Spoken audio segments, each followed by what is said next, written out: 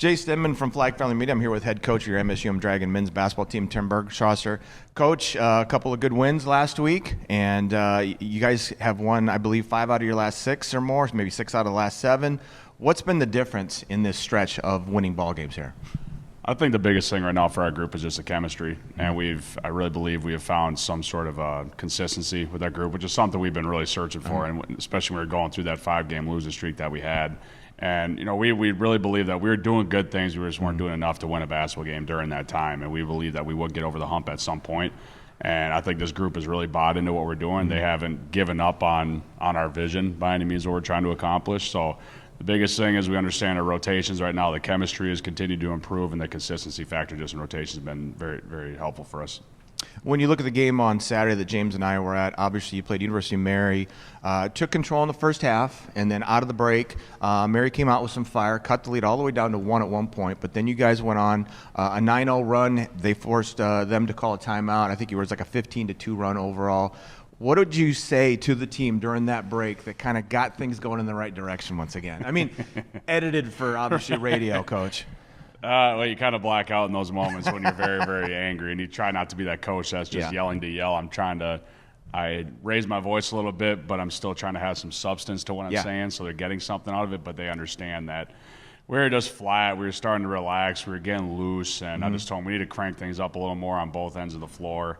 And, I mean, they had that one guy that was just going crazy. I mean, he had his career high against us. I mean, 32 is just ridiculous. But regardless of him hitting tough shots or not, we looked at Eddie and we're just like, hey, you want to take him or not? And, of course, he just smiled and said yes, and then he did a great job after that. But it was more so just I told the group, too, it's like, just reset. Like, it hasn't been pretty. We've been playing ugly. They've been playing really well, too.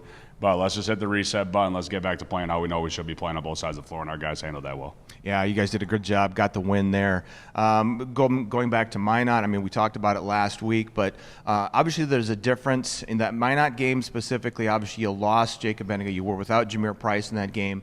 You know, since that point of that game, obviously Carson Johnson's come on. He's been a starter for you. I mean, he's been a huge difference. And having him consistently at the point, has that really helped the offensive flow of this team and led to the 6 out of 7 wins? Yeah, I really do think so. And we recruited him to be a really good true point guard. Right. And we just, especially in that Minot game when Cobb went down, I mean, we didn't really have a true point guard out there. And that's no disrespect to Eddie Benega because, I mean, he'll give you whatever you need. Anything you need, Eddie's going to do for you. But just to get that flow, that scoring point guard, Carson's done a great job of filling that role. And even like when we first played Minot, we just weren't ourselves. It was a very odd vibe when Cobb went down, and we didn't have good production from a lot of people, and we were scrambling, to be honest. So, and we played soft in many areas. So our guys responded going to their place really well because it's very difficult to win at Minot. But again, to get a guy like Carson getting more comfortable here game by game, he's not shy to make big plays either. I think we've seen that as well. So again, he's just added to just that consistency and chemistry, and a lot of our guys that have been playing this year are comfortable playing with him now, and that's just taking games. Yeah. You look at the league, though, this week. Another couple of upsets this past week during the season here. There's a big jumble towards the middle. I believe you guys are still slotted at 7th or 8th in the conference, but there's like a 5-way tie at like 12-6, a game ahead of you guys. I mean, you guys can end up anywhere from probably 2nd all the way down to 8 or 9. So, I mean, obviously this weekend's a huge weekend. You got that trip up to Duluth, which is never easy. CSP is now leading the conference. How important are these games now on the road? They're all very important. I mean, every game has value. It's no one's bigger than the other, in my opinion, and we've told our guys that since day one.